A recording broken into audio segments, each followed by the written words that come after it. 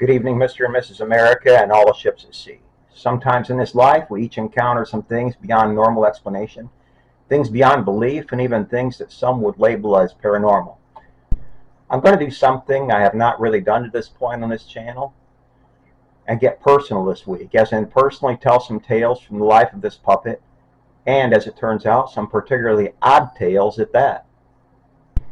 Allow me to first state that as a believer in Jesus as Messiah, I had to come to terms with some of these things that personally happened to me and to put them in their proper context to what I know the scriptural truths to be. Do I believe in ghosts? A definitive no. What do I base that reasoning upon? Well, that would be none other than 2 Corinthians 5:8, which says that to be absent from the body is to be present with the Lord. So based upon that verse, there are no ghosts or spirits meandering about here on earth. Do I believe in space aliens? A definitive no. I base that upon simple logic and observation, folks. Anyone with eyes can see that the days of Earth receiving meteorite or asteroid impacts are long over. Once the 9 planets of our solar system were in their final positions, those days were over. I think we can see all that these were set up as protectors to us here on Earth. Any meteorite or asteroid entering our solar system will be quickly drawn into their gravitational fields before ever endangering the Earth. That said, there are no interplanetary beings on any of them, much less on distant planets in the cosmos.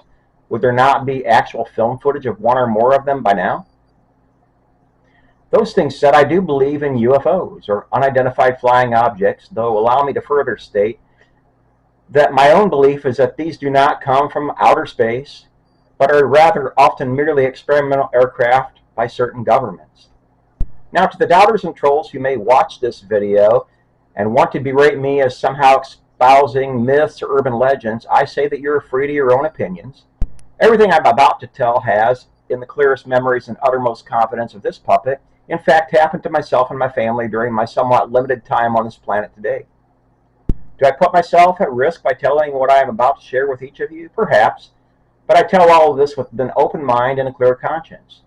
Do with this information what you will. I make no apologies for telling you what I am about to tell, as it is factually accurate as far as my memory goes of the events. Where to begin, kids and cousins? Where to begin?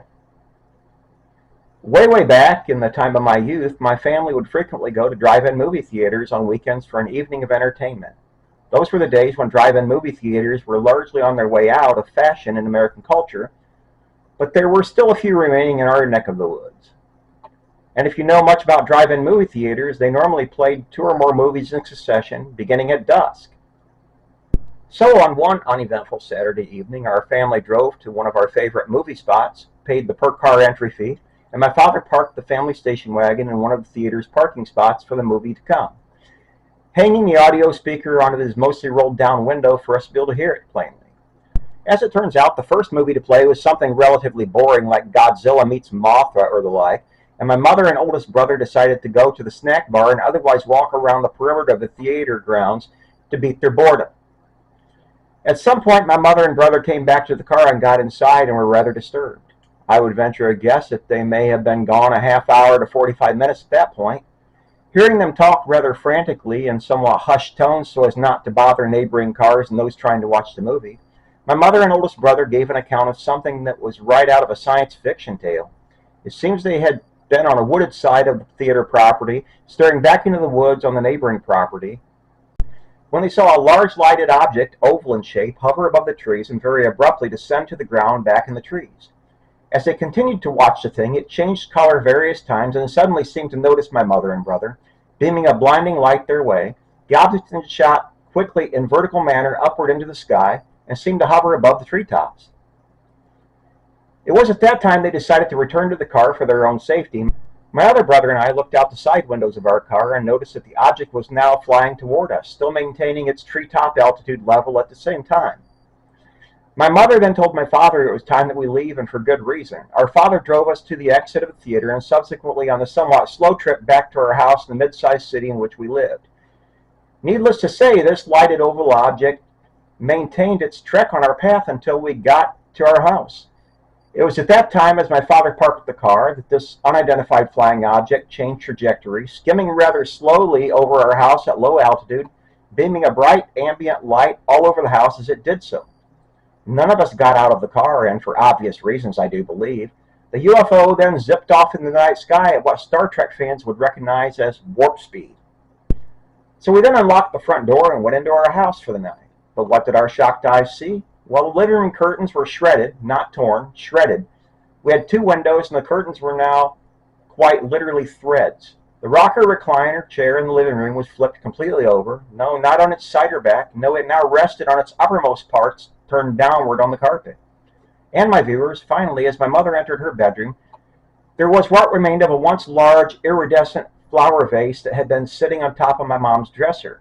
It was now a pile of glass powder, not chunks, pieces, or shards, powder. And the next tale I will recollect for you happened a few years later when our family had moved rural to an old farmhouse built in the late 1800s. The upper story, where my brother and my bedroom were located, also had a walkout attic space that was floored with plywood in certain sections, while others were just floor joist, and as such remained largely unfinished. I had an HO scale electric train set that was a circular track, and we had mounted it on a sheet of plywood and set it in the walkout attic to play with it there. Additionally, we had set up some small boxes of various sizes as buildings organized with city streets for our Matchbox and Hot Wheels cars to drive past. In the center of the train track circle, the final touch was that my brother and I had glued wooden popsicle sticks vertically mounted from the plywood base at evenly spaced positions around our city, and had strung kite string between these utility poles, secured to them with small pieces of transparent cell phone tape as our electrical wiring. So, as it turns, my loyal viewers, on one otherwise uneventful night, after the homework had been completed, we went into the attic to play with the train in makeshift Hot Wheels City. I had laid down on my side near to the electrical controller station for the train when I immediately noticed something startling. One of the kite string electrical wires had come loose from its cellophane tape mooring and was still hanging in drooped manner in the air. Yes, folks, it appeared as if it were still connected to the popsicle stick to which it had been attached, even though it was no longer. I immediately shouted my brother's name and pointed to the abnormal anomaly before our very eyes. My brother, looking wide-eyed, told me to press on the detached kite string and see if it would fall limply to the ground, as it already should have. I proceeded to do so, and alarmingly, the kite string went down with my finger pressing on it, and as soon as I moved my finger away, it sprung back into its previous position as if it were a steel spring. Wow! Both my brother and I yelled for my oldest brother to come see this.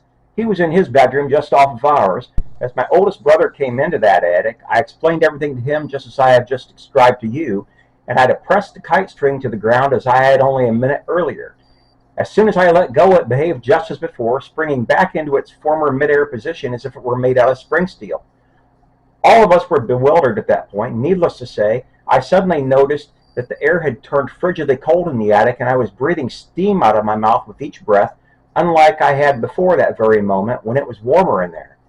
We all ran from that attic as quickly as we could, turned out the light, and locked the door closed. I do not know when the next time we went back in there to play again was, but it certainly took some time to get over that set of odd occurrences that happened on that night. And why do I tell all of you this, my friends and colleagues? Well, I believe it is safe to say that each of us has had something similar, or even what we label as paranormal, happen to us at some time in our lives.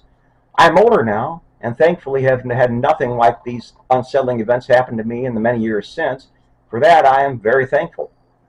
Never one to watch ghost or horror movies, and not even a believer in many urban legends or spooky tales, this puppet stands here today to say that sometimes our own sense of normalcy can be turned upside down on its head when we least expect it. Good night, my loyal viewers, and sleep well.